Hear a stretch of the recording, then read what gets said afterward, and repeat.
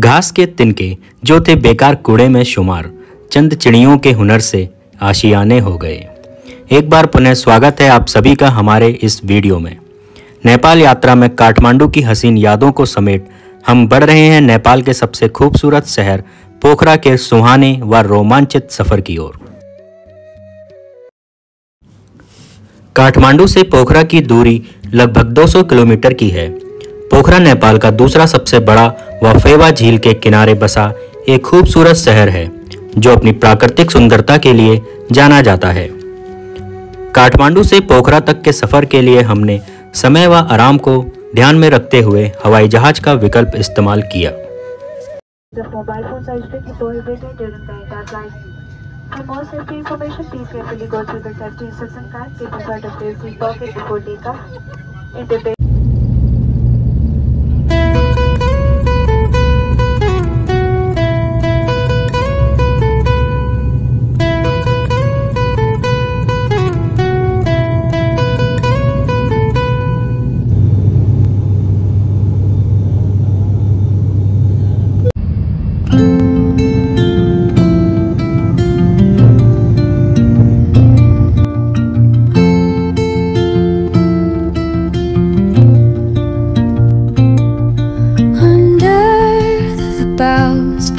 Where the shadows play, the wind hums songs at the break of day.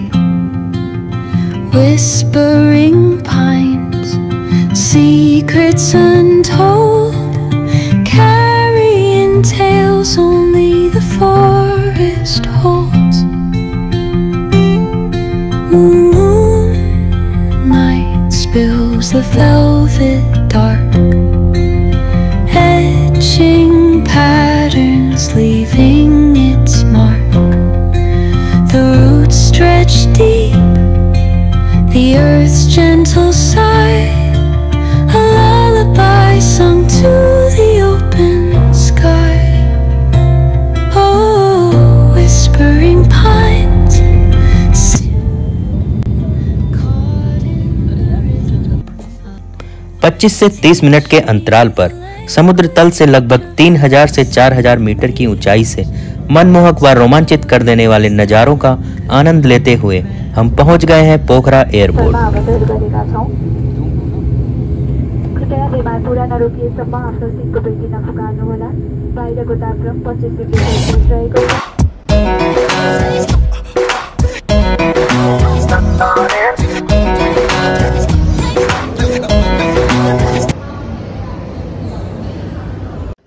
पोखरा अंतर्राष्ट्रीय हवाई अड्डा जो सन 2023 से संचालित है, जिसे चीन के सहयोग से बनाया गया था।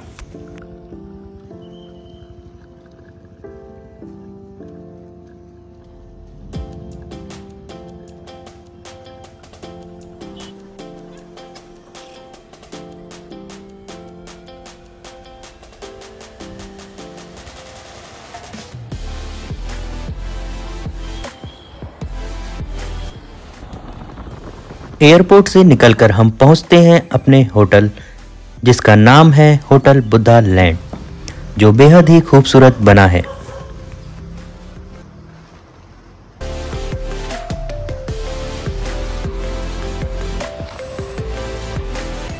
कुछ देर आराम करने के बाद हम निकलते हैं पोखरा शहर के भ्रमण पर। यह शहर अपनी हिमालय श्रृंखला और झीलों के लिए प्रसिद्ध है। हम आपको पोखरा के प्रमुख पर्यटक स्थलों से रूबरू कराएंगे, तो बने रहे हमारे साथ इस खूबसूरत सफर पर।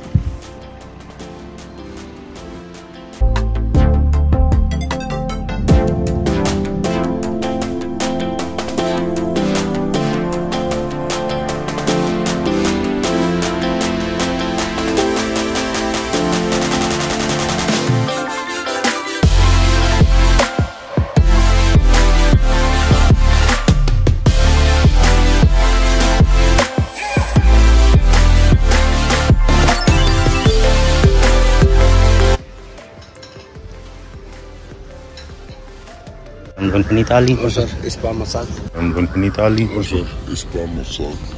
हाँ ये कर लो पहले।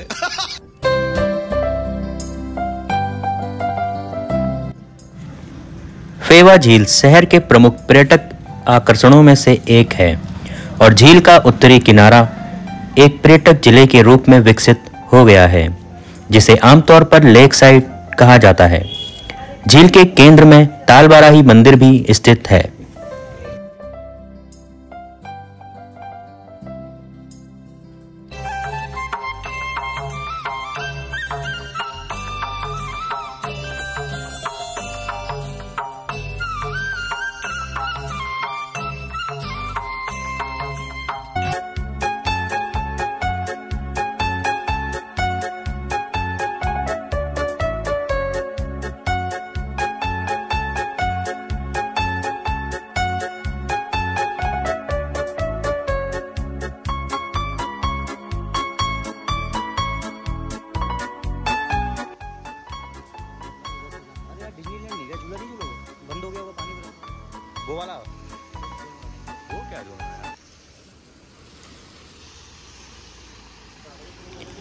रिमझिम फुहारों के बीच आज का भ्रमण खत्म करते हुए हम लौटते हैं अपने होटल।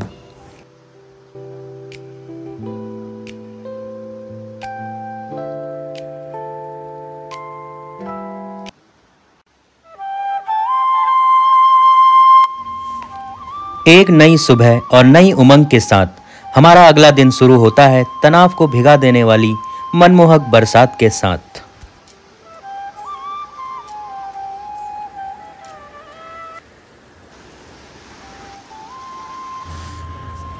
सुबह का नाश्ता करने के बाद हम निकलते हैं पोखरा के अन्य पर्यटक स्थलों की ओर।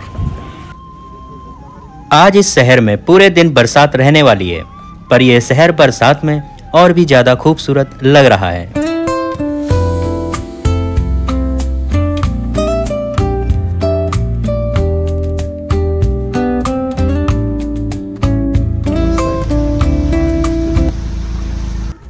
आज के इस सफर में हमारे सारथी हैं सागर भाई, जो एक बहुत ही बेहतर ड्राइवर हैं।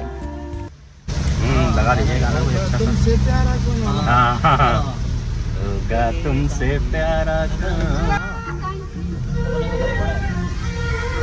आते टाइम में इधर रोक के फोटो लेना हो तो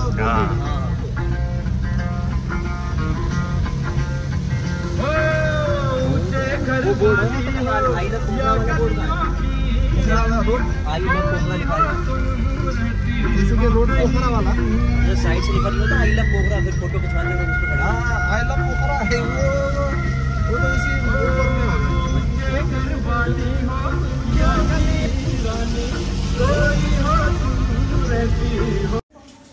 इसी के साथ हम पहुंचने वाले हैं पोखरा की ऊंची पहाड़ी पर स्थित पुमदीकोट मंदिर। यहाँ नेपाल की दूसरी सबसे ऊंची शिव प्रतिमा विराजित है, जिसकी ऊंचाई 51 फीट की है। वह 57 फीट ऊंचे सफेद स्तूप पर विराजित है, जिससे पूरी संरचना 108 फीट ऊंची हो जाती है।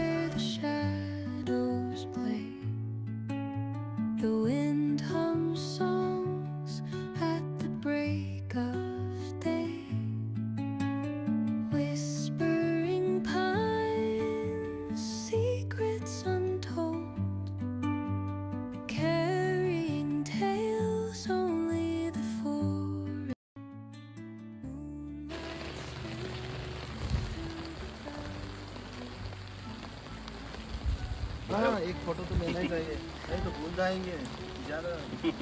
अच्छा, वो वाइट वाला ना? उसमें 10 मिनट का रास्ता है, अभी वहाँ जाएंगे तो टाइम बर्बाद हो जाएगा।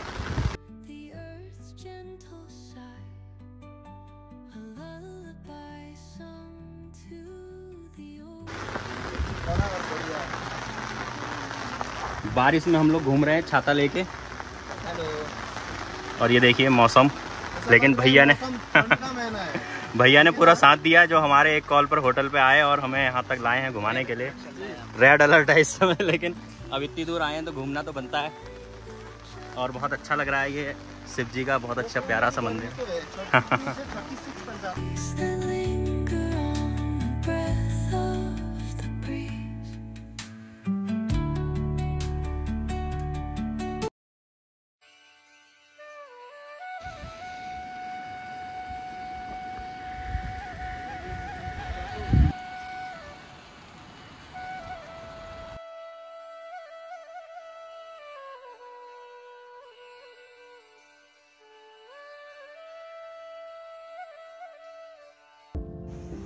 आगे हम पहुंचते हैं पोखरा के प्रसिद्ध डेविस फॉल। पोखरा का डेविस फॉल यहाँ के सबसे शानदार व रहस्यमय झरनों में से एक है, जो प्रकृति की शक्ति और सुंदरता का एक अद्भुत दृश्य प्रस्तुत करता है।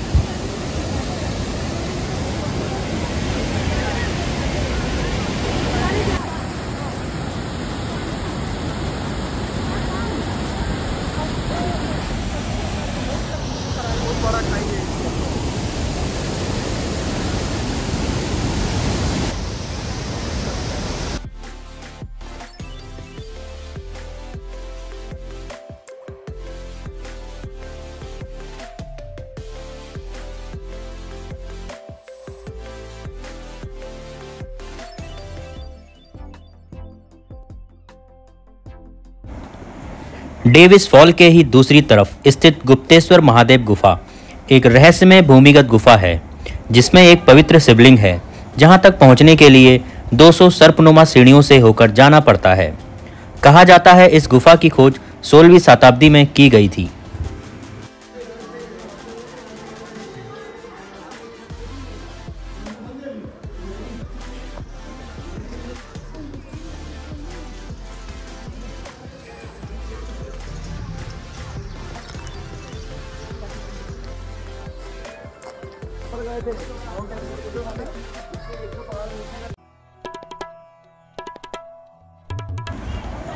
आगे हम बढ़ते हैं पोखरा के सस्पेंशन ब्रिज की ओर, जहां से हम अन्नपूर्णा रेंज और आसपास के परिदृश्य के शानदार दृश्य का अनुभव ले सकते हैं।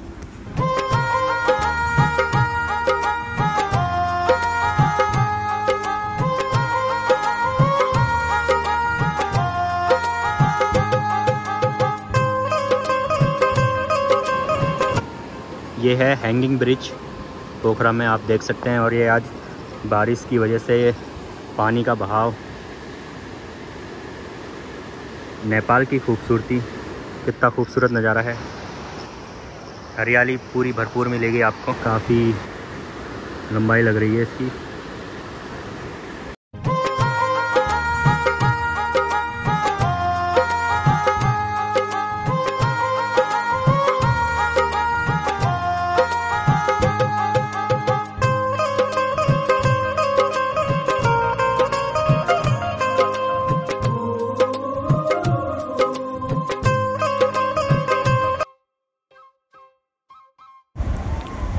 जीवन के अंतिम क्षण तक ना भुला सकने वाली यादों को समेट हमारा पोखरा का सफ़र यहीं समाप्त होता है। हमने कुछ प्रमुख स्थानों से आपको अवगत कराया। इसके अतिरिक्त भी इस शहर में घूमने के लिए बहुत कुछ है। एक रात और इस शहर में गुजारने के बाद हमारा भारत वापसी का सफ़र शुरू होगा। वापसी के लिए भी हमने हवाई जहाज़ का ही टिकट बुक किया है, परंतु मौसम की दुश्वारियों से हवाई उड़ान मुश्किल नज़र आ रही है।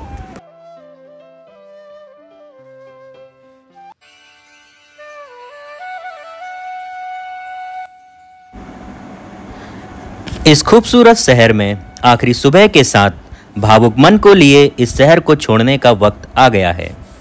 इन कुछ दिनों में मानो इस शहर की आबो हवा ने हमें अपना लिया हो। यदि आपको जीवन में यहाँ आने का अवसर मिले तो एक बार अवश्य आइएगा। वादा है एक अलग एहसास का अनुभव आप करेंगे। इन्हीं मनोभावों के साथ हम वापस पहुँचते हैं पोखरा एयरपोर्ट।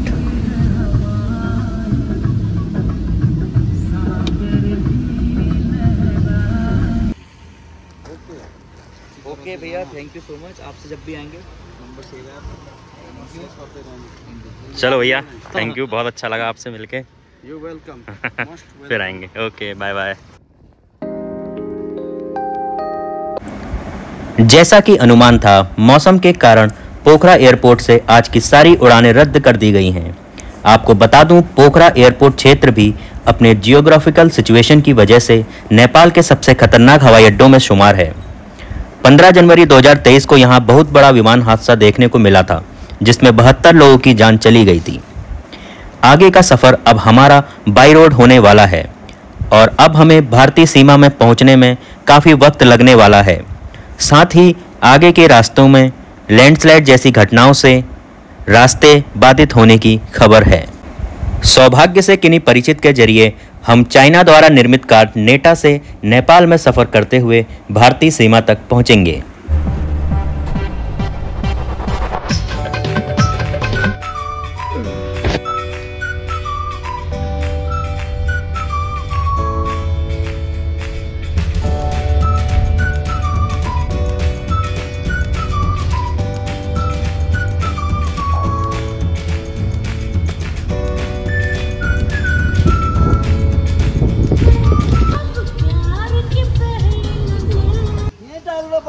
यही बोलना बजार में हो म नहीं झटे हो यसो पता जाने भेटको अगाडि जानु बिजुलीको गाडी हो दाहिनेपट्टि नै छ। ल धन्यवाद। फ्लाइट कैंसिल होने के बाद हम लोग बाई रोड आ रहे थे और बाई रोड भी कल यहाँ पर 4-5 जगह लैंडस्लाइड होके जो भी रास्ता था वो ब्लॉक हो चुका था। हमें पहले ही बता दिया गया था कि आपको एक ना एक जगह तो ज़रूरी मिलेगा, चाहे कितना ही साफ बेहतर हो, बारिश हो ना हो। 1-2 जगह तो आप ऐसे पॉइंट हैं यहाँ पे जो कि सिद्ध बाबा के नाम से है, और तो वहाँ पे लैंडस्लाइड रहता ही रहता है बारिश के समय में। और आप देख सकते हैं ट्रैफिक, मुझे लग रहा है काफ़ी लंबा ट्रैफिक है ये तो, और ये करीब मुझे लग रहा है 1 किलोमीटर से तो आगे जाने से कोई फ़ायदा नहीं है। जब ट्रैफिक खुलेगा तब तक हमें इंतज़ार करना पड़ेगा यहाँ पर। और हम कोई इसमें सबसे बड़ी बात ये है कि हालांकि ट्रैफिक आगे खुल रहा है, जेसीबी वगैरह लगी हुई हैं, लेकिन समय लगेगा, थोड़ा वेट करना पड़ेगा। चलिए देखते हैं आगे।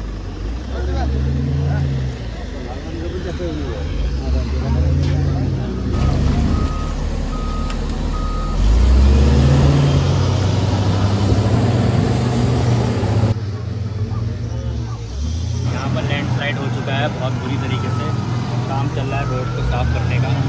फ्लाइट सारी कैंसिल हो चुकी है, सारी भीड़ जो है भैरवा जाने के लिए रुकी हुई है।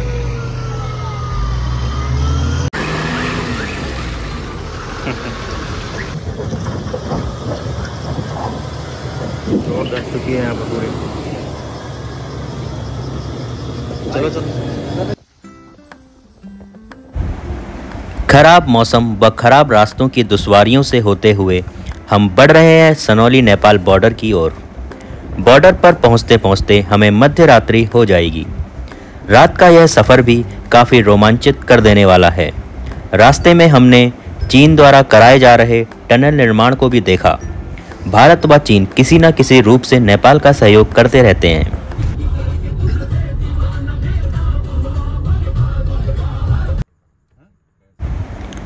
बॉर्डर पर आकर हमें पता चलता है कि इस समय हम बॉर्डर क्रॉस नहीं कर सकते हैं, जिस कारण रात हमें बॉर्डर पर ही होटल लेके गुजारनी पड़ेगी। हम ना चाहते हुए भी रुकना पड़ेगा फिर, ऐसा तो मजबूरी है। नेपाली चाहिए गाड़ी लेके आए क्या?